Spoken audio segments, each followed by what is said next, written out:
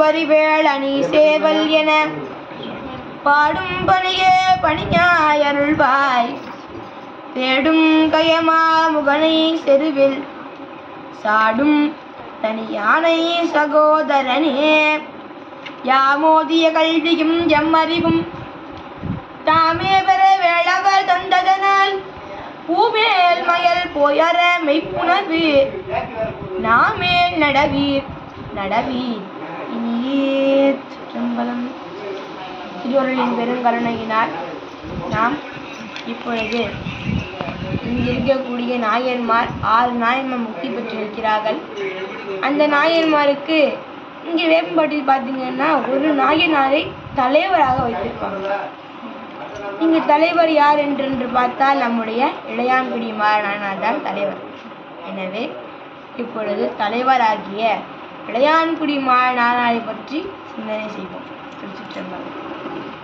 இளையாந்தன் குடிமாறன் அடியார்க்கும் அடியேன் இயலாயிரை சென்ற மாதவர்க்கின் அமுதா விதைத்த வயலார் முளைவித்து வாரி மனையகலகால் வருத்து சிகலார் பகில் விழு தீங்கையாக்குவான் சகினீர் கழலார் இளையான் குடி உடை மாறன் எம் கற்பகமே.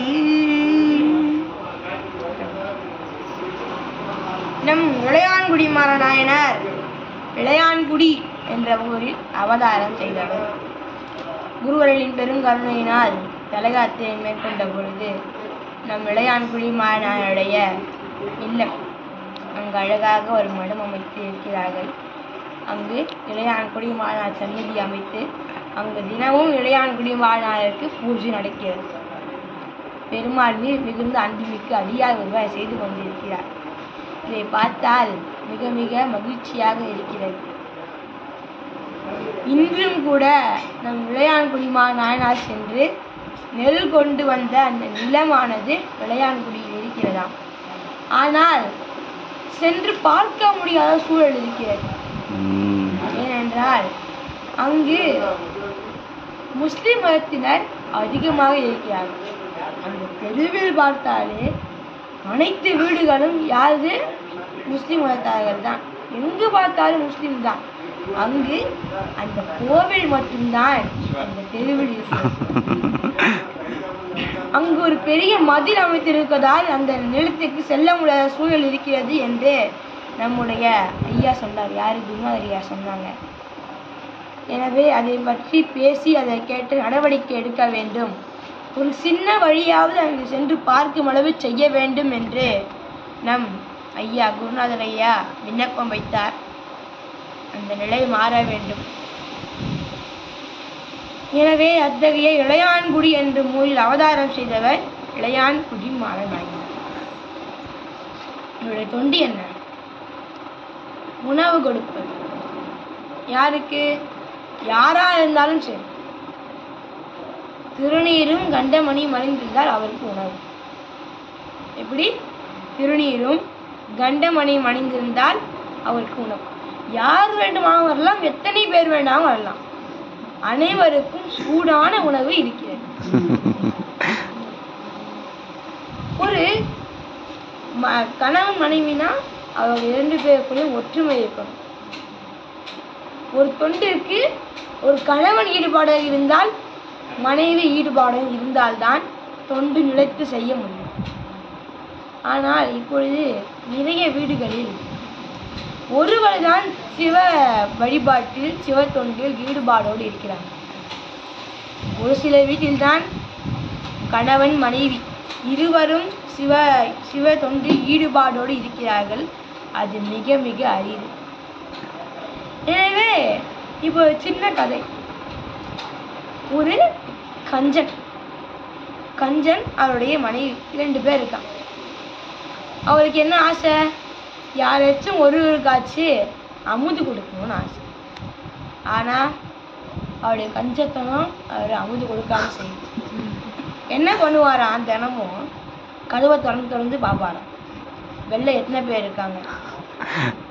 அவங்க மனைவி சொல்லுவாங்களாம், வெளில எத்தனை பேர் இருக்காங்க போய் பாருங்க. வெளில யாரும் இல்லாத போது சாப்பாடு தயார் என்று சொல்லி கதவை மூட்டை நீங்க வந்துடுங்க. அப்பதான் யாரும் வரமாட்டாங்க. தினமும் இது போல செஞ்சுட்டு இருந்தாங்க. நாங்க தயார்னு சொல்லிதான் கூப்பிடுறோம், யாருமே வரல. நாங்க என்ன பண்ண முடியும்? ஒரு நாள் இது போல் நிறைய வாட்டி ஒருத்தர் பார்த்திருக்காரு. இன்னைக்கு இவர் வீட்டுல எப்படியாச்சும் சாப்பிட்டே ஆகணும் என்று வீட்டு வாசல்லே உட்காந்துட்டார். அவர் கதவை திறந்து சாப் என்று தொடங்கிறதுக்குள்ளேயே உள்ள போயிட்டார். பாடு தயார் என்று சொல்றதுக்குள்ளேயே சாப் என்று சொல்றது முடியும் உள்ள போயிட்டார். உள்ள போயிட்டு உட்காந்துட்டார். இவரு சமுதாயத்துக்கு போறார். உள்ள வராரு. அதை கூட பார்க்காம நீங்க இருக்கீங்க என்று அந்த மனைவி சொல்றாங்க. சரி, இத்தனை நாள் தான் யாருக்கும் அமுது போடல, இன்றாவது யாருக்காச்சும் அமுது போடணும் யோசித்து புத்தி வரல. ஆனா இன்னும் நீங்க அவர் வாசல்ல உட்கார்ந்து இருக்கா, அவரை பார்க்காம நீங்க இப்பட்டீங்க என்று சொல்றோம். சரி, இப்ப என்ன பண்ணலாம்? அப்ப மனைவி யோசனை சொல்றாங்க. நீங்க யோசனை தெரியுமா? நீங்க என்ன அடிக்கிறா போல அடிங்க, நான் அயரா போல அயறேன், அவர் ஓடி போயிடுவார். அதுக்குன்னு நீங்க கையால தான் அடிக்கணும். இதுதான் சாக்குன்னு ஏதாச்சும் கட்டை எடுத்து என்ன அடிக்கிறா போல அடிங்க என்று சொல்றாங்க. சரி, கணவனும் அதுக்கு சரி என்று ஒப்புதல் தெரிவித்து விட்டு கையால ஓங்கி அடிக்கிறார். அதற்கு அந்த அம்மாவும் கதறி கழுது அடிக்கிறார். வெளியே வந்து 10 நிமிடம் கழிச்சு வெளில வந்து பார்க்குறான். அவரை காணும். கதவு திறந்துருக்கு. போயிட்டாரா என்று கணவனும் மனைவியும் அமர்ந்து உணவு உண்ண தொடங்குகிறார். தொடங்குவதற்கு முன்னாடி கணவன் சொல்றாராம், நான் எப்படி உன்னை அடிக்காம அடிச்சேன் பாத்தியா? அதுக்கு மனைவி சொல்றாங்க, நான் எப்படி அழாம அழுதேன் பாத்தீங்களா? இப்படி சொல்லி அவர் பின்னாடி இருந்து இன்னும் அழைந்து வராராம், நான் எப்படி போகாம போச்சேன் பாத்தீங்களா?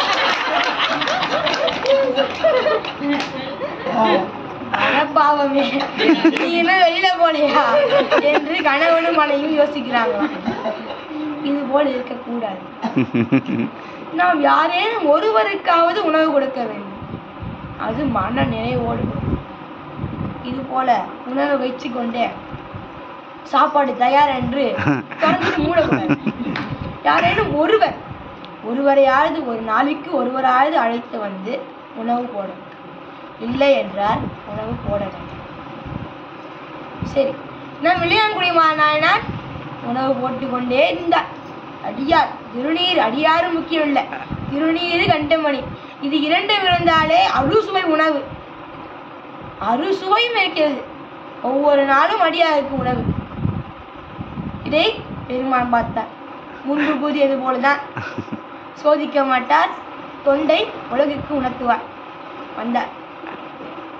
வரல, என்ன செஞ்சாரு? செல்வத்தை பறிச்சார். முதல்ல குபேரன் அளவுக்கு, குபேரனுக்கு மேல செல்வம் வச்சிருந்தார் நம்முடைய இளையான்குடி நாயனார். அத்தனை செல்வங்களும் நம் பெருமான் அப்படியே உழையுமாறு செய்கிறார். செல்வம் மேவியினால் இச்சைகள் செய்வதன்றியும் மெய்யினால் அல்லல் நல்குறவு ஆன போது. நல்குறவுனா உறவுனா வறுமை. அதுபோல் நல் என்று வாசித்திருக்கார். நல்ல வறுமை, அதுன்னு நல்ல வறுமை. வறுமைனா வறுமை தானே, அதுல நல்ல வறுமை. எப்படியா இருந்தாலும் செல்வம் குறையதானே போதும். செல்வம் வந்தா அது நல்லது என்று சேர்த்துக்கலாம், செல்வம் குறைஞ்சு அது எப்படி நல்லதாகும் என்று நமக்கு யோசனை வரும். ஆனால் இந்த வறுமை எதனால் வருகிறது? பெருமானால் வருகிறது. பெருமான் இந்த வறுமையை அருள் செய்கிறார். எனவே இது நல்ல வறுமை ஆயிற்று. வறுமை நல்ல வறுமை ஆயிற்று. எனவே அப்படி செல்வம் மேலாக செயல் செய்வதன்றியும் மெய்யினால் அல்லல் நல்குறவு ஆன போதிலும், அந்த நல்ல வறுமை வந்த போதிலும் இவர் தன் தொண்டை வழாமல் விடாமல் செய்து கொண்டு வருகிறார். யாரு? இளையான்குடி நாயனார் செய்து கொண்டு வர வர செல்வம் குறைஞ்சாலும் நம் இளையான்குடி மாணவருடைய மனம் சுருங்கலை, மனம் மலர்ந்தே இருக்கிறது. நிலத்தை விற்றார், வீட்டில் உள்ள பொருட்களை விற்றார், விற்று அடியார்களுக்கு அமுது கொடுத்தார். இதுதாங்க உறுதி, தொண்டில் கொள்கை. இப்போ நமக்கு ஏதாச்சும் நஷ்டம் வந்துச்சு, நமக்கு இளையான்குடி வந்தாலும் கஷ்டம் வரல, ஆனா கொஞ்சம் நஷ்டம் வந்துச்சு. அதுக்கே நான் மூஞ்சி அப்படியே தொங்க போட்டு நிறைய அனைத்துமே விட்டு போனது போல் நான் அப்படியே மனம் சுருங்கி முகம் சுருங்கி வாடிடுவோம். ஆனா இளையாங்குடி மாநாடுக்கு செல்வம் போச்சு. எப்படி குபேராலும் செல்வம் வச்சிருந்தேன். இப்ப இருக்க என் பணக்காரர்கள் அவங்களுக்கும் மேலே செல்வத்தை வைத்திருந்தார் நம்முடைய இளையான்குடி நாயனார்.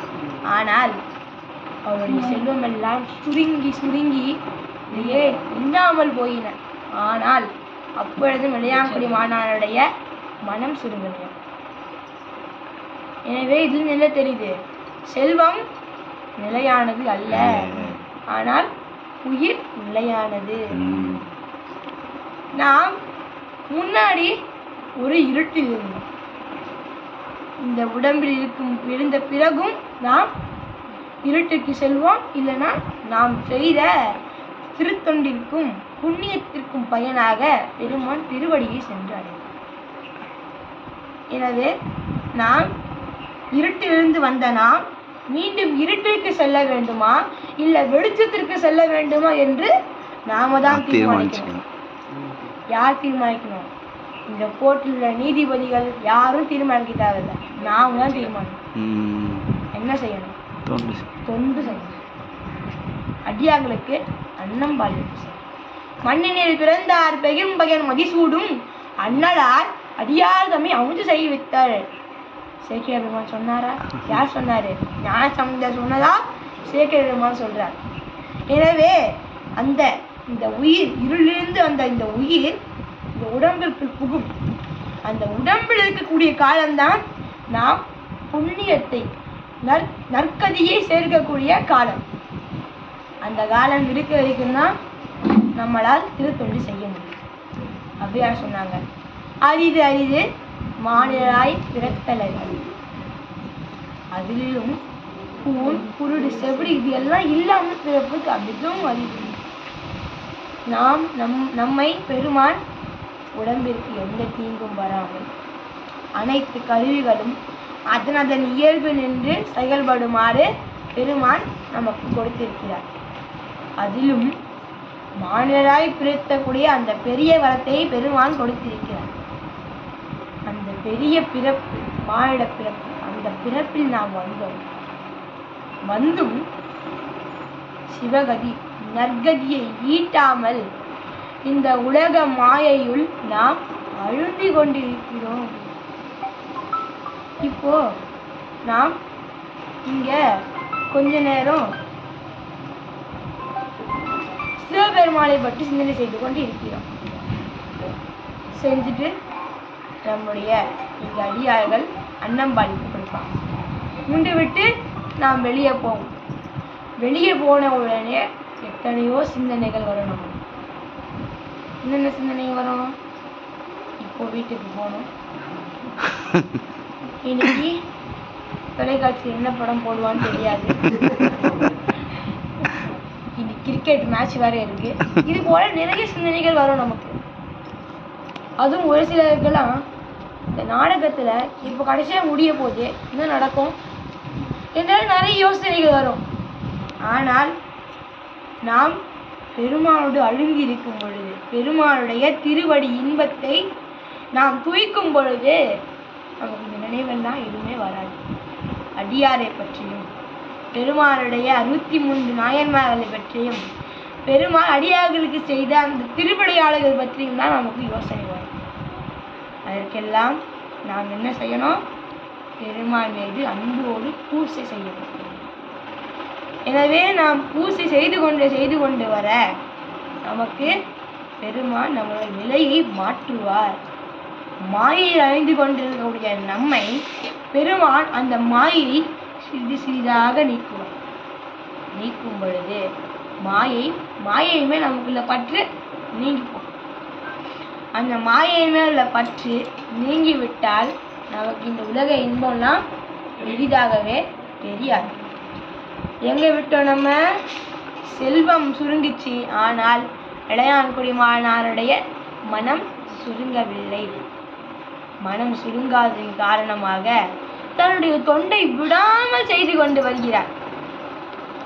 ஆனால் இப்போது தொண்டிற்கு தடை வந்துவிட்டது. அம்மையாருக்கும் இளையான்குடி மாநாயனாருக்குமே உணவு இல்லை, சாப்பாடு இல்லை. நம்ம அப்படி இருப்போமா? வறுமை வந்துச்சுன்னு தெரியும் பொழுதே நமக்குன்னு எடுத்து வச்சுப்போம் தனியா எல்லாத்தையும். இந்த பக்கம் காலம் நமக்குன்னு தனியா எடுத்து வச்சுப்போம். அடியாருக்கு போடுறோமோ இல்லையாங்க, நம்ம இருக்கிறோங்கள, நம்ம இருந்தாதான் நம்ம உடம்புக்கு யார் பார்த்துக்குவா நம்ம அடுத்தது என்று யோசித்து நம்ம நமக்கு எடுத்து வச்சுப்போம். ஆனால் இளையான்குடி மாநாடு அவருடைய மனைவியும் அப்படி கிடையாது. அவங்க அவங்களுக்குன்னு எதையும் எடுத்து வச்சுக்க மாட்டாங்க. அடியார்களுக்கு உணவு விடுவாங்க. அதுல ஏதேனும் மிச்சம் இருந்தால் உண்பார்கள், இல்லை என்றால் எதுவுமே இல்லை. இப்போ அடியார்களுக்கே உணவில்லாத சூழல். இவர்கள் இருவரும் தண்ணீர் குடித்துதான் 2 நாட்கள் வாழ்ந்து கொண்டிருக்கிறார்கள். அப்படி இருக்கும் பொழுது மாரி காலம், மழைக்காலம். மாரி காலத்து இரவினில் வைகி ஊர் தாரிப்பின்றி பசி தலை கொள்வது. அப்படியே நம்ம எல்லாம் வல்ல பெருமான் என்ன பண்றார்? உலகிற்கு உணர்த்தணும் இல்லையா? அதனால வரார். எங்க வரார்? இல்லத்திற்கு வருகிறார். இளையான்குடி மாநாடுடைய இல்லத்திற்கு வருகிறார். நாம பெருமானை தேடி போறோமோ இல்லையோ, ஆனால் பெருமான் நம்மை தேடி எல்லாத்துக்கும் வருகிறார். நம்ம கூடயே வருகிறார். இங்க இருக்கக்கூடிய அனைத்திலும் எல்லாம் வல்ல பெருமான் இருக்கிறார். இந்த உலகம் முழுவதும் பெருமான் சுற்றி இருக்கிறார். நாம் தான் அதை உணராமல் இருக்கிறோம். ஏன்? நம் உயிருக்குள் உயிராகவே நம் எல்லாம் வல்ல பெருமான் இருக்கிறார். உயிரோட அளவு என்ன? உடம்பை விட பெரியதா உயிர்? இப்போ ஒரு மாட்டுடைய வால் இருக்கு இல்லையா?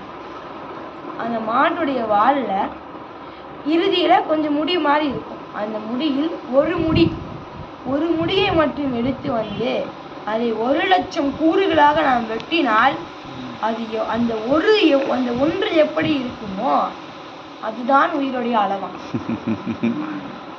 அத்தகைய சின்னதா இருக்கும், கண்ணுக்கே தெரியாது. அத்தகைய சின்னதா இருக்கக்கூடிய உயிருக்குள் உயிராக பெருமான் இருக்கிறான். பாருங்க, பெருமான் நமக்கெல்லாம் எவ்வளவு கருணை செய்கிறார் பாருங்க. இப்பொழுது ஒரு குழந்தை ஒரு தாயின் வயிற்றுக்குள் உருவாகிறது என்றால், கரு உருவாகிறது என்றால், அந்த குழந்தை தானாகவே வந்து வளர்ந்து கருவை விட்டு வெளியே வந்துடுமா? அந்த 10 மாதங்களும் அந்த தாய் கவனத்தோடு இருக்கிறாங்களோ இல்லையோ, ஆனால் பெருமான் மிக மிக கவனமாக இருப்பார். அந்த குழந்தைக்கு சேர வேண்டிய அனைத்தையும் சரியாக சேர்த்து விடுவார் எல்லாம் வல்ல பெருமான். அந்த கருப்பைக்குள்ளே இருந்து எல்லாம் வல்ல பெருமான் 10 மாதங்களும் அந்த குழந்தையுடனே இருந்து அந்த குழந்தையை பாதுகாத்து பிறகுதான் அந்த குழந்தை இந்த பூமிக்குள்ளேயே வரும். இத்தனையும் நாம் பெருமை எதற்காக செய்கிறார்? இந்த உயிர் அப்பயாவது தேடி வருமா என்றுதான் செய்கிறார். ஆனால் ஒரு சிலர் தவம் மிகுந்த உயிர்களை எல்லாம் தேடி வருகிறார்கள். ஆனால் பல உயிர்கள் இந்த புலால் நோக்கி செல்கிறார்கள். இது எல்லாம் ஒரு நாள் மாறும், கண்டிப்பாக மாறும். அவர்கள் செய்த புண்ணியத்தின் பயனாக ஒவ்வொரு பிறப்பு எடுப்பார்கள். அந்தந்த பிறப்பில் அந்தந்த புண்ணியத்திற்கேற்ப பெருமான் ஒவ்வொரு இடத்தில் பிறக்க வைப்பார். அடுத்தடுத்த பிறவியில் மிகுந்த ஒரு சைவ குலத்தில் பிறக்க வைப்பார் எல்லாம் வல்ல பெருமான். எனவே நம்முடைய இளையான்குடி மாநாயனாருடைய தொண்டை உலகுக்கு உணர்த்த எல்லாம் வல்ல பெருமான் மாரி கால திரைவினில் வைகி ஒரு தாரிப்பின்றி பசித்தலை கொள்வது பாரித்து இல்லம் அடைந்த பின் பண்புற வேரித்தாரன் விருந்து எதிர் உண்டனன். இளையான்குடி மாநாயனுக்கு பசி வந்துடுச்சான். என்ன பசி? வயிற்று பசி இல்லை. அடியாருக்கு உணவு போடணும். அடியார் வீடு தேடியே வந்துட்டார். வீடு தேடி வரனா கூட பிரச்சனை இல்லை. நாம் செல்லும் மிகுந்த காலத்தில் தேடி போய் கூட்டின்னு வருவோம். ஆனால் இப்போ அடியாரே வீடு தேடி வந்துட்டார். அடியார் கடம்பாளிப்பு போட்டு தானே ஆகணும். மனைவியாரிடம் போய் கேட்குறார், இப்போ என்ன செய்யறது, எனக்கு எதுவுமே தெரியல, எனக்கு எதுவுமே புரியல, உனக்கு இதுதான் தெரியுமா என்று கேட்கிறார். இதுதான் இந்த காலத்து மனைவியா இருந்தா, ஆமா உங்களுக்கு எதுவுமே தெரியாது, உங்களுக்கு எதுவுமே தெரியாது, எனக்கு தான் எல்லாம் தெரியும், என்னங்க நீ இப்படி இருக்கீங்களே எப்படின்னு சொல்லுவாங்க. ஆனால் அந்த இளையாங்குடிமாவுடைய மனைவியார் என்ன சொல்றாங்க பாத்தீங்கன்னா, மாது கூறுவல் மற்றொன்றும் காண்கிறேன், எனக்கும் அதுவும் தெரியலைங்க சாமி. தெரியலன்னு சொன்னா பின்னாடி ஒரு விடையை சொல்ல போகிறாங்க, ஒரு சொல்யூஷன். அந்த காயம், அதாவது இப்பொழுது ஏற்பட்டிருக்கக்கூடிய அந்த திறவுந்து செய்ய வேண்டும் என்ற அந்த கேள்வி, அந்த வினாவிற்கு ஒரு விடை இருக்கிறது என்ற அர்த்தம். மற்றொன்றும் காண்கிறேன், ஏதிலாரும் இனி தருவார் இல்லை. மணி 12 யார் வீட்டை போய் கேட்டினா யார் கொடுப்பாங்க? அதுவும் 12 மணிக்கு யார் கொடுப்பா? போகும் வழிகிட்டு போமிடம் வேறு இல்லை. இந்த மழை வேலை பெய்து கொண்டிருக்கிறது, எப்படி நாம் போவோம், எப்படி போய் நீங்களும் கேட்பீர்கள்? எனவே எனக்கு எதுவுமே தெரியல சாமி, நாம் செய்த வினை தீய செய்வினை ஏற்க என் செயல், நாம் செய்த வினைக்கு எந்த செயலுமே இனிமே இல்லை சாமி என்று சொன்னாங்க. அடுத்து என்ன சொல்றாங்க, செல்லல் நீங்க பகல் வித்திய சென்னல் மல்லர் நீர் முளைவாரி கொடு வந்தால் வல்லவாறு அமுதாக்கலுமாகும். பாத்தீங்களா, முதல்லயே அந்த விடையை சொல்லல. சாமி உங்களுக்கு தெரியலையா, எனக்கும் தெரியல. அப்புறமா ஒரு சில வழிகள்லாம் இருக்கு, ஆனால் அந்த வழிகளும் இப்பொழுது பயன்படாது. மழை பெஞ்சிட்டு இருக்கு, இரவு 12 மணி வரை ஆயிடுச்சு. யார் கதை பார்த்தா யார் என்ன கொடுப்பாங்க? ஒருத்தர் அரிசி கொடுத்தா அந்த காய்கறில யார்கிட்ட போய் வாங்குறது? ஒவ்வொரு வீட்டை தட்டி நிற்க முடியுமா என்று இதெல்லாம் எனக்கு தெரியுங்க சாமி என்று சொல்ல, அதன் பிறகுதான் அந்த வினாவுக்கான விடையை அம்மை சொல்றாங்க. எடுத்த உடனே கணவனுக்கு எதுவுமே தெரியல, நமக்கு தான் அறிவு ஜாஸ்தி என்று முதல்ல சொல்லல. நம்மளா இருந்தா நமக்கு ஏதாச்சும் விடை தெரியும்னா, என்னங்க நீங்க உங்களுக்கு இது கூட தெரியல, நான் சொல்றேன் பாருங்க இப்போ அப்படின்னு சொல்லி நமக்கு தெரிஞ்சது உடனே சொல்லிடுவோம். ஆனால் அம்மையாருக்கு எல்லாமே தெரியும். ஆனால் தன் கணவன் முன்பு எதுவுமே தெரியாதது போல் காட்டிக்கொண்டு ரொம்ப நேரம் யோசிச்சது போல யோசித்து இது போல் சொல்றாங்க. என்ன சொல்றாங்க? செல்லல் நீங்க பகல் வித்திக செல்லல், நீங்கள் காலை நிலத்துக்கு சென்று கூலி வேலை செய்து நெல் விதைத்து விட்டீர்கள் அல்லவா, அந்த நெல்லை மல்லல் நீர்மலை வாரி கொடு வந்தால் வல்லவாறு அமுதாக்கலும் ஆகும். அப்படி நீங்க அந்த நெல்லை கொண்டு வந்தால் அதை வைத்து வல்லவாறு அமுதாக்கலாம். அதை தவிர எனக்கு எதுவும் தெரியல சாமி, இப்ப கூட தெரியல, மற்றொன்று அறியேன் என்று அயர்வுற சொன்ன உடனே பிறகு மற்ற மனைவியார் கூற, முன் பெற்ற செல்வம் அதோட பெருசா இப்ப செல்வமே இல்ல, ஆனால் இப்போ செல்வம் வந்துருச்சு. என்ன செல்வம்? அடியார்களுக்கு உணவு கொடுக்க வேண்டிய செல்வம். அதற்கான பொருள் எங்க இருக்கு நமக்கு தெரிஞ்சிடுச்சு. இப்போ என்ன பண்ணணும்? பொருள் நம்மளை தேடி வருமா? நம்ம தான் தேடி போகணும். எனவே பெருகு வானம் பிறங்க மழை பொழிந்து அருகு நாப்பன் அறிவரும் கங்குல் தான். அந்த பெருகு வானம் மழையான அப்படியே கொட்டி தீர்க்கிறது. நம்முடைய குறிப்பு விளையாட்டில் அப்படிதான், காலையிலிருந்து மாலை வரைக்கும் மழை பெய்யும். ஆனா தொண்டை உலக குணத்தணும், தொண்டுக்கு தடை விதிக்கணும் என்று தெரிஞ்ச உடனே இத்தனை நாள் இவ்வளவு நேரம் மழையே பெய்யல, ஆனால் இன்று இரவு பொழுதிலிருந்து தொடங்கிய மழை அப்படியே பிறங்க மழை பெய்யுதுதான், விடாமல் கொட்டி தீர்க்கிறதா மழை. அருகு நாப்பன் அறிவரும் கங்குல் தான் கருகு மை இருளி. எப்படி இருக்கான்? மை போன்று இருக்கான். கருகு மை இருளின் கணம் கட்டு வித்து உருகின்றது போன்றது உலகலாம். அப்படியே அந்த மை போல இருக்கும் அந்த இருட்டு. நம்ம இருட்டு தான் போவோமா? அப்பா இருட்டா இருக்கு, நான் போல, நீங்க ஏதாச்சும் போங்க என்று சொல்லிட்டு அங்க போய் கம்முன்னு உட்காந்துருப்போம். ஆனால் இவன் இருட்டை கண்டுலாம் பயப்படல. யாரு? இளையான்குடி மாயனார் இருட்டை கண்டு பயப்படல. இப்ப அவருக்கு பெரிய கடமையா இருக்குது எது? அடியார்களுக்கு உணவு கொடுக்கணும். அடியார் வீட்டுல படுத்து கொண்டிருக்கிறார், அவருக்கு உணவு கொடுக்கணும் என்று அந்த இருட்டை கூட பெரிதாக பொருட்படுத்தாமல் கூடையை எடுத்து தன் தலைமையில் கவிழ்த்து வைத்து கொண்டு எங்க செல்றார்? நிலத்திற்கு செல்கிறார். சென்று அந்த நெல்லையெல்லாம் அப்படியே கொண்டு அந்த கூடையில் போட்டு கொண்டு வருகிறார். உள்ள அன்பு கொண்டு ஊக்க ஒரு பெருடா கொல்ல முன் கழுவி உள்ளே வந்து அந்த மனைவியாரிடம் கொடுக்க மனைவியாரும் அதை கழுவுகிறார்கள். என சேறு அந்த சேற்றினை கழுவி ஊற்றுகிறார்கள். ஊற்றி அதை வறுக்கிறாங்க. வறுக்கிறதுக்கு நெருப்பு வேணும். நெருப்பு வேணும்னா விறகு வேணும். விறகு இல்லாமல் நெருப்பு எரியுமா? தெரியாது. விறகு சுவாமின்னு கூப்பிட்டாங்க. என்ன வேணும்? விறகு வேணும். ஏன்னா வெளியில விறகு இருக்கும், விறகுதான் நினைஞ்சு போச்சு. இப்போ என்ன பண்றது என்று யோசிக்கும் பொழுது அந்தமிழ் மலையில் நீர். இப்பொழுது யோசிக்கிறாங்க. யாரு? இளையான்குடி மாயனார் யோசிக்கிறார். யோசிக்கும் போது அப்படியே மேல பார்க்கலாம் கூரை வீடு. கூரை, அந்த கூரையுடைய விறகு வெளியில தான் மழை பெய்யுது, வெளியில தான் ஈரமா இருக்கும், உள்ள கொஞ்சம் சூடா தான் இருக்கும், எரியக்கூடிய பக்குவத்தில் தான் இருக்கும். எனவே அந்த அந்தமிழ் மலையில் நீடும் அழகினை அறுத்து விடுவார். அந்த கூரையில் அந்த கொம்பினை அறுத்து கொடுக்கிறார் நம்முடைய இளையான்குடி மாற நாயனார்.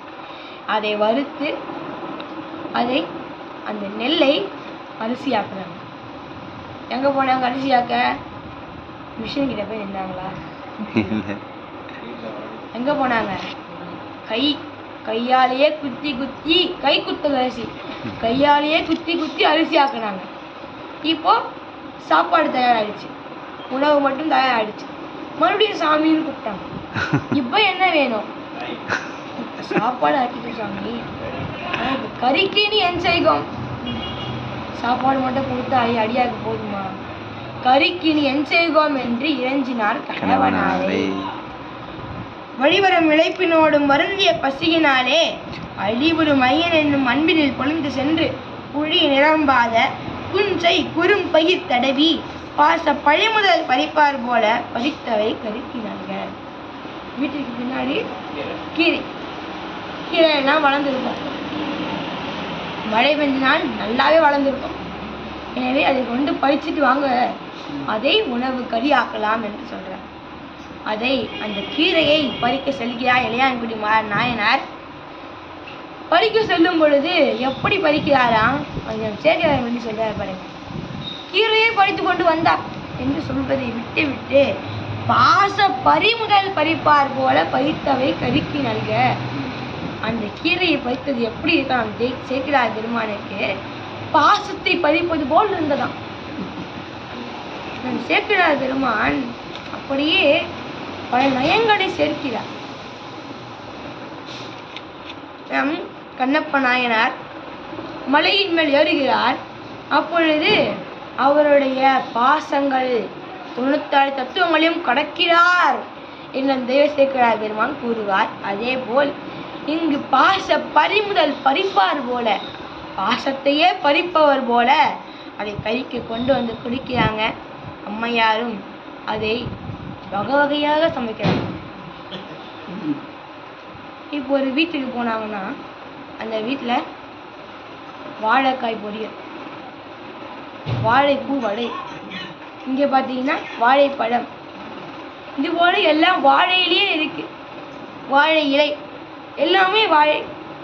என்னங்கய்யா என்று கேட்டால், எங்கள் வீட்டில் ஒரு வாழை மரம் இருக்குது, அதிலிருந்து தான் எடுக்கணும் என்று சொன்னோம். எனவே அதுபோல் அந்த வாழையிலிருந்தே அனைத்தையும் செய்தது போல நம் இளையான்குடி மாயனாருடைய மனைவியாரும் அந்த கீரையிலிருந்தே கீரை பொரியல், கீரை குழம்பு, கீரை அனைத்தையும் கீரையிலே செய்து வைத்திருக்கிறாங்க. இப்போ அடியாருக்கு உணவு கொடுக்க அனைத்தும் தயாராகிவிட்டது. அழுந்திய இடருள் நீங்கி, பெருமானே சுவாமி இப்போது சென்று நீங்கள் அடியாரை உணவு உண்ண அழைக்கலாம். அழுந்திய இடருள் நீங்கி அடியனே உய என்பால் எழுந்தருள் வெறியோய் ஈண்டு அமுது செய்தருள்க. பெருமானே அடியாரே நீங்கள் துகில் கொண்டது போதும் பெருமானே. அடியேன் உய்வதற்காக, எப்படி பெருமானை நான் உய்வதற்காக, அடியாருக்கு அமுது கொடுத்ததால் உய்வதற்காக எழுந்தருள் பெரியோய் ஈந்து அமுது செய்தருள்க. சுவாமி எழுந்தருள் செய்யுங்கள், இரு அமுது ஏற்றுக்கொள்ளுங்கள் என்று தொழுமனா உழைத்த போதில், இளையான்குடி மாறான உழைத்த போதில் சோதியாய் எழுந்து தோன்ற உழைத்த உடனே நம் பெருமான் அடியாராக வந்தவர் மறைஞ்சிட்டார். என்னங்க மறைஞ்சிட்டார் என்று மனைவியாரும் இளையான்குடி மாறன் தேடுகிறார்கள். தேடும் பொழுது பெருமான் இடவாகனத்தில் காட்சி அளிக்கிறார். மாலையர் கதிகநாதன் வடிவொரு சோதியாக சாலவே மயங்குவாருக்கு சங்கரன் தான் மகிழ்ந்து ஏலவா குழலால் தன்னோடும் இடபவாகனாய் தோன்றி சீலமார் பூசை செய்த திருத்தொண்ட தம்மை நோக்கி. எனவே மாலு மயனுக்கும் அறியாத நம் பெருமான், அறிவோருக்கு அறிவனாக இருக்கக்கூடிய நம் பெருமான் இளையான்குடி ஆனார் இல்லத்தில் கூரையில் எழுந்து அருள் செய்கிறார். நினைப்பாங்க பெருமான் அருள் செய்யணும்னா அவர் பெரிய இடத்துக்கு தான் வருவாரு, நமக்குலாம் வருவாரா என்று யோசிப்பாங்க. ஆனால் நம் பெருமான் எங்கு வேணாலும் செல்வார். அறிவாட்டார் நாயனாருக்கு அந்த மணல் வெடிப்பிலிருந்து பெருமான் அருள் செய்தார். இப்பொழுது இருக்கக்கூடிய நம்முடைய இந்த கலியுகத்தில் நம்முடைய அருட்குரு நாதராகலாம் நமக்கு அருள் செய்கிறார். எல்லாம் வல்ல நம் பெருமான் அருட்குருநாதர் நாம் எங்கு அழைத்தாலும் எளிமையாக வந்து விடுவார். அந்த நாள் அவர் எந்த ஒரு பணியும் இல்லை என்றால் அவர் மிக எளிமையாக வெளிவந்த பிரானாக நம்மிடம் வந்து நிற்பானா யாரே பெருமான். எனவே நாம் மும்மலமுடைய ஆன்மாக்கள் அல்லவா, மும்மலமுடைய ஆன்மாவுக்கு பெருமான் நம்மை போல்தான் வருவார். மானுட சட்டி தாங்கிதான் வருவார். எனவே மானுட சட்டி தாங்கி வரக்கூடிய அந்த பெருமானை நாம் சிறுமையாக எண்ணக்கூடாது. அருபரத்தொருவன் அவனையில் வந்து குருபரனாகி அருளிய பெருமையை சிறுமை என்று இகழாதே. என்ன நீங்க இப்படி சொல்றீங்க? அவர் நம்மளை போலதானே இருக்கார், நம்மளை போலதான் பேசுறார், நம்மளை போலதான் அமர்றார், நம்மளை போலதான் உணவு உண்கிறார் என்று நாம் பெருமான் குருநாதரை சிறுமையாக எண்ணிவிடக் கூடாது. ஏனென்றால் பெருமான் தான் குருதான் பெருமான் என்று நாம் நம் மனதில் பதிய வைத்துக் கொள்ள வேண்டும். குருவே சிவம் என கூறினன் நந்தி. நம்முடைய நந்தியம் பெருமான் குருக்கெல்லாம் குரு, முதல் குரு நந்தியம் பெருமான். எனவே நந்திய பெருமான் என்ன சொல்றார்? குருதான் சிவம், குருநாதர் தான் சிவபெருமான் என்று நந்தியம் பெருமானே கூறியிருக்கிறார் என்று யார் சொன்னா? நம்ம சொன்ன ஏத்துக்க மாட்டாங்க, திருமூலரே சொல்லியிருக்கார். 3000 வருடத்திற்கு 3000 வருடத்திற்கு ஒரு வருடத்திற்கு ஒரு மந்திரம் என ஒவ்வொரு வருடத்திற்கு 3000 பாடல்கள் 3000 ஆண்டுகள் புவி மேல் மகிழ்ந்து இருந்து எல்லாம் வல்ல பெருமான் திருவடி அடைந்த திருமூலதேவனார் சொல்கிறார், குருவே சிவம் என கூறினன் நந்தி என்று சொல்கிறார். எனவே அப்படி எல்லாம் வல்ல பெருமான் அருபரத்தொருவன் அவனியில் வந்து, அருபரத்தில் இருக்கக்கூடிய ஒருவன் இந்த பூமியில் இந்த அவனையில் வந்து நமக்கு குருவாக வந்து அருள் செய்தது நமக்கு பெருமை. அந்த பெருமையை நாம் சிறுமை என்று இகழக்கூடாது. அதுதான் அந்த நம்முடைய மாணிக்காஜர் சொல்றார், சிறுமை என்று இகழாதே, அதை நீ பெரிதாக நினைத்து அவரை தினம் தினம் வழிபட வேண்டும். இப்படி நம் எல்லாம் வல்ல பெருமான் இடவ வாகரனாக நம் இளையான்குடி மாயாவுடைய ஊரையிலும் எல்லாம் வல்ல பெருமான் எழுந்தருளி அருள் செய்திருக்கிறார். அதன் பிறகு இப்பரிசு இவருக்கு தக்க வகையினால் அன்பனே அன்பரு பூசி அளித்தனி அணங்கினோடும் என் பெரும் உலகமே. இங்க பாத்தீங்கன்னா பெருமாள் என்ன சொல்ல, அன்பனே இளையாங்குடி மாணவனை பார்த்து, அன்பனே அன்பர் கூசி அளித்த நீ என் பெரும் உலகம் எய்துவாயாக என்று சொல்லல. முன்பெரும் உலகம் எய்தி அணங்கினோடும், அணங்கினோடும் உன்னுடைய மனைவியாரோடும் என்றால் இளையாங்குடி மாணவன் தனித்து அந்த பூஜையை செய்யல. அவளுக்கு உற்ற துணையாக இருந்தவங்க யாரு? மனைவியார். அதை நாம் மறந்துவிடக் கூடாது. நம் அடியார்கள் பலர் தொண்டு உறுதிப்பாடுக்கு காரணம் யாரு? மனைவியார் தான். 63 நாயன்மார்கள் வரிசை எடுத்தோம்னா அவருடைய தொண்டிற்கு அவருக்கு ஈடுபாடோடு அவருக்கு வலிமை வந்த பொழுதும் யார் உற்ற துணையாக இருந்தாங்க? மனைவியார் தான். உங்களுடைய நாயனாருக்கு தாலியை கொடுத்தாங்க. இதுபோல அவர் தொண்டிற்கு பின் பெரிய காரணமாக இருப்பது யார்? அவங்க அடியார்களுடைய மனைவியார். யாரு? நம்முடைய ஏற்பகை நாயனார்.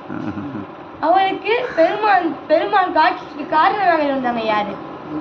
சுற்றத்தார்களா, உறவினர்களா, இல்லை அவர் செய்த பூசையா? அவர் செய்த பூசனையே காரணமாக இருந்தாலும் அதற்கும் மேல காரணமாக இருந்தது மனைவியார். அந்த மனைவியாரை காரணமாக வைத்துதான் பெருமாள் அழைத்தார். எப்படி அழைத்தார்? ஏற்பகை முனிவா ஓலம், ஈண்டு நீ வருவாய் ஓலம், ஐயப்பில்லாத ஆனே ஓலம், அன்பனே ஓலம் ஓலம், செய்யக்கரும் செய்கை செய்த ஈரனே ஓலம் ஓலம் என்று நம் பெருமான் ஓலமிட்டு அழைத்து எல்லாம் வல்ல பெருமான் திருவடி சேர்த்தார். யாரு? ஏற்பகை நாயனாரு. அதே போல்தான் நம் பெருமான் இப்பொழுது நீ தனியாக வராது, அணங்கினோடும் என் பெரும் உலகமேதி இருநிதி கிழவன் தானே முன் பெரும் நிதியமே. இருநிதி கிழவன் யாரு? குபேரன். அப்படிப்பட்ட குபேரன் தான் ஒரு நாள் இந்த பூமியின் மேல் பறந்து செல்லும் பொழுது திருவெண்காடு பகுதியை பார்த்தான். பார்த்து இந்த பூமிக்கு நாம் பிறந்தால் எப்படி இருக்கும் என்று அவரை அறியாமலே யோசித்தாங்க. யாரு? குபேரன். அந்த குபேரன் தான் அந்த நினைப்பின் காரணமாக, அந்த நினைப்பு சின்ன நினைப்பு இப்படி இருக்கே, இவங்க அப்படி பிறந்தா எப்படி இருக்கும் என்று யோசித்த அந்த ஒரு நினைப்பின் காரணமாக குபேரன் பட்டினத்தாராக வந்து பிறக்கிறார். பட்டினத்தார் குபேரன் அந்த செல்வத்தை எல்லாம் கொண்டு இங்கு பிறக்கிறார். ஆனால் இறுதியில் காதருந்த ஊசியும் வாராதுதான் கடைவழிக்கே என்ற அந்த ஒரே ஒரு வரி அனைத்து செல்வத்தையும் விட்டு விடுகிறார். அந்த காலத்தில் எத்தனையோ கோடிகளுக்கு அதிபதியாக இருந்தவர் நம்முடைய பட்டினத்தார். அனைத்து செல்வந்தர்களும், ஆங்கிலேய செல்வந்தர்கள் அனைவரும் பட்டினத்தார் முன்புதான் வந்து நிற்பாங்க. அப்படிப்பட்ட செல்வந்தராக இருந்த பட்டினத்தார் அந்த ஒரு வரி காதருந்த ஊசியும் வாராதுகான் கடைவழிக்கே என்று அந்த ஒரு வார்த்தை, அந்த வரியை கேட்ட உடனே அனைத்து செல்வங்களையும் துறந்து சன்னியாசியாக போனார். இந்த அவங்களுடைய அக்கா இதுபோல் உங்களுடைய தம்பி ஒவ்வொரு வீட்டுக்குமாக சென்று யாசகம் வேண்டி உணவு உண்கிறானே, இது என்ன என்று பலர் வந்து அவங்களும் சொன்னாங்க. இதை கேட்டவங்க தன் தம்பியை அழைத்து உணவு கொடுக்கும் பொழுது ஆப்பத்தில் நஞ்சு கலந்து கொடுத்தாங்க. இதை நம் பட்டினத்தார் நன்றாக அறிந்தார். அறிந்த நம் பட்டினத்தார் இந்த ஆப்பம் இந்த வீட்டை சுழட்டும் என்று ஆப்பத்தை தூக்கி எறிஞ்சார். உடனே ஆப்பம் வீட்டை பத்தி எரிக்க ஆரம்பித்தது. பட்டினத்தார் சாதாரண ஆள் கிடையாது. பட்டினத்தார் பெரிய ஞானி, பெரிய முனிவர். பட்டினத்தார் அத்தகைய பட்டினத்தார் பெருமான் திருவடியை வேண்டும் என்று கேட்கும் பொழுது பெருமான் சொன்னார், பேய் கரும்பு எங்க இனிக்குதோ அங்கதான் உனக்கு. பேய் கரும்பு இனிக்குமா? கசப்பு. எனவே ஒவ்வொரு ஊரா சென்று பேய் கரும்பை கையில் வைத்து கொண்டு கடித்து கொண்டு வருகிறார். எல்லா ஊரிலும் பேய் கரும்பு கசப்பு. தொண்டை நாட்டுக்கு வந்தார். தொண்டை நாட்டில் திரு ஒற்றியூர் என்ற தலத்திற்கு வந்து அங்கே பேய்கரும்பை உன்னால் இனிக்குது. பேய்கரும்பு இனிக்குமா? இனிக்காது. ஆனால் நம் பட்டினத்தார் கையிலிருந்து அந்த பேய்கரும்பு பழக்கப்பட்டதால் பேய்கரும்புக்கு பக்குவம் வந்துச்சு. அதனால பேய்கரும்பு இனிக்குது. பேய்கரும்புடைய கசப்பு தன்மை நீங்கி பக்குவம் வந்ததின் காரணமாக பேய்கரும்பு இனித்தது. எனவே இந்த ஊர்தான் நமக்கு முக்தி என்று பட்டினத்தார் முடிவு செய்து விட்டார். அருகில் குழந்தைகள் விளையாடி கொண்டிருந்தாங்க. என்னையும் விளையாட்டு சேர்த்துக்கிறீர்களா என்று கேட்கிறார் பட்டினத்தார். உங்களுக்கு என்ன விளையாட தெரியும் என்று கேட்க, நீங்கள் என்னை இங்கே வைத்து மூடினால் நான் அங்கே எழுந்திருப்பேன் என்று சொல்றார் பட்டினத்தார். எனவே அதே போல அந்த குழந்தைகளும் பட்டினத்தாரை குழி தோண்டி அதை உள்ளே அமர வைத்துவிட்டு ஒரு சால்வை போற்றி மூடி விடுகிறார்கள். சிறிது நேரம் பார்த்தால் அவர் அங்கே எழுந்திருக்கிறார். சரி என்று நிறைய நேரம் விளையாடிவிட்டு இரவு பொழுதானது. அந்த பிள்ளைகள் அனைவரும் இல்லத்துக்கு செல்ல வேண்டும் என்று சொல்கிறார்கள். அதை கேட்டு நம் பட்டினத்தார், இல்லத்துக்கு செல்லுங்கள், ஆனால் செல்வதற்கு முன்பு என்னை குழி தோண்டி இங்கே தலை மட்டும் தெரியுமாறு புதைத்து வைத்து விட்டு செல்லுங்கள் என்று சொல்கிறார். அதே போல அந்த குழந்தைகளும் செய்தார்கள். தலை மட்டும், இந்த கழுத்தளவு மட்டும் தெரிகிறது, இதெல்லாம் மண்ணுக்குள் புதைந்து விட்டது. அதை செய்துவிட்டு செல்கிறார்கள். அதில் ஒரு குழந்தைக்கு மட்டும், ஆஹா, நம்ம அவரை புதைத்து விட்டு வந்துட்டோமே, அவரால் சாப்பிட முடியாது, அவருக்கு பசிக்கும் இல்லை என்று தன் தாயார் தனக்கு என்று வைத்த அந்த உணவோடு இன்னும் சிறிது உணவை எடுத்துக்கொண்டு அந்த குழந்தை பட்டினத்தாரிடம் வந்து நிற்கிறது. ஐயா, இந்தாங்க சாப்பிடுங்க. சாப்பிட்டார். நீ சாப்பிட்டியா? இல்லை. நீயும் சாப்பிடு என்று கொடுக்கிறார். அந்த குழந்தை சாப்பிட்டது. அது என்ன சொல்றார்? வீட்டுக்கு செல்லாதே, இங்கே கவுண்டெடுத்து படு என்று சொன்னார். ஆணை. அதை கேட்டு அந்த குழந்தையும் படுத்தது. அடுத்த நாள் காலைல பார்த்தா பட்டினத்தார் காணும், அந்த குழந்தைய காணும். ஒரு சிவலிங்கமும் நந்தியும் இருக்கிறது. அந்த குழந்தை நந்தி ஆயிடுச்சு. பெருமான் பட்டினத்தாரை ஏற்றுக்கொண்டது மட்டுமல்லாமல் பட்டினத்தாருக்கு உணவு கொண்டு வந்த அந்த குழந்தையையும் பெருமான் திருவடியில் சேர்த்து கொண்டார். எனவே இது நமக்கு என்ன தெரிகிறது? அடியாருக்கு உணவு கொடுப்பது மிகப்பெரிய தொண்டு என்று நமக்கு தெரிகிறது. எனவே அப்படிப்பட்ட குபேரனாக வந்து பிறந்தவர்தான் பட்டினத்தார். அந்த குபேரனுக்கு தலைவராகும் பதவியை நம் இளையான்குடி மாநாயக்கு பெருமான் கொடுத்தார். பெருமான் தன் திருவடியிலும் சேர்த்து கொண்டார். சிவாய நம. திருச்சிற்றம்பலம். தென்னாருடைய சிவனே போற்றி, எந்நாட்டவர்க்கும் இறைவா போற்றி.